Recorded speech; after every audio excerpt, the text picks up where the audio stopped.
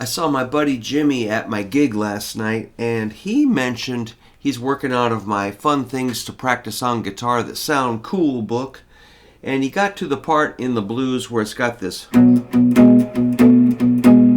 figure, and he was like, how am I supposed to do that stretch? That's like a 2 and a 4 for a B, and the beat, you know about that, right? Which is kind of a big stretch. Then we add that extra 7th fret. So you're hitting the 6th fret on the beat, 1 and 2 and 3 and 4. Now if we think about 1 and 2 and 3 and 4 and... Alright, I've got a couple little workarounds for that. I realize a lot of our hands are not able to do that at this moment, but I want you to work towards that. So we could take the B up here. Of course, the frets get narrower, closer together as we move up the neck. Compared to, yeah, this is a lot easier. That's a 7 and a 9. The beat happens on the 11th fret, 12th fret.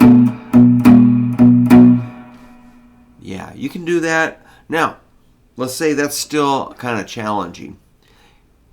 Take it up, let's say we're doing it in E.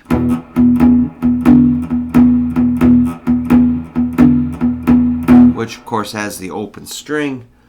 Almost too easy, really. That's the 2, 4, and 5th frets. Now, let's just take that E up an octave.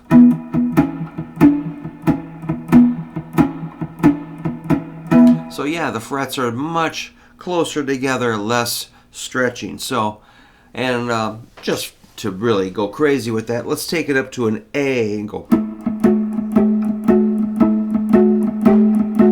That's about as high as you're going to be able to take that.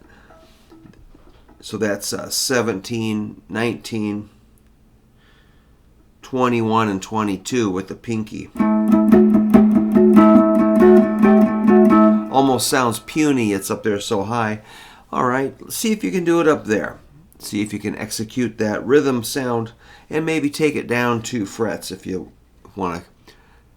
Of course, it's going to be a little wider, and you know what I'm doing. I'm going to try to move you down. Oops. Alright, cool, not too hard. Take it down 2 more frets. You got F. And 1 more fret gives us E. 2 more frets is D. Of course, it's getting wider. C is at the 8th fret. B is at the 7th fret. If you want to keep going, you know A will be at the 5th fret. G at the 3rd fret. Maybe go down to G flat. That's kind of, I'm feeling that. And the worst is F.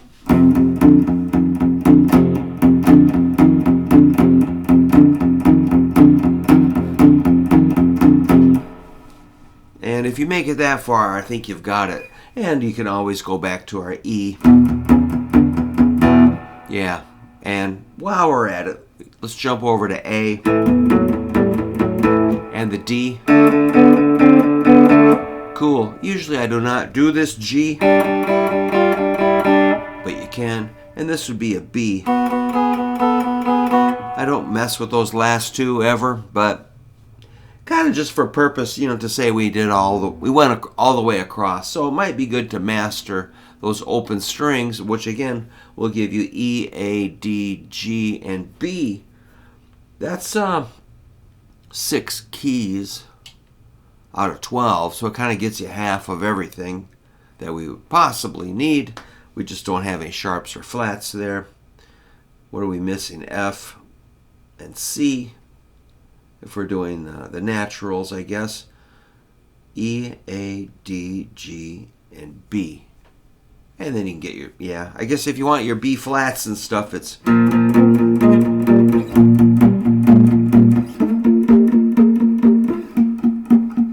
out of frets there. Well, there you go. Thanks, Jimmy, for buying my book, and I do have some copies available.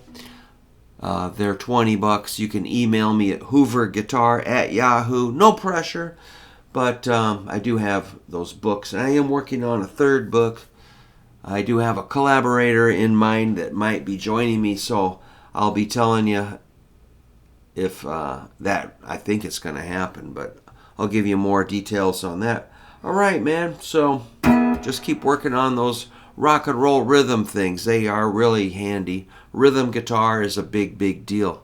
And you could maybe try that figure in Circle of Fours, dedicated to Paul in the UK, who I've been chatting with. All right. Keep rocking, man. Thank you for stopping by.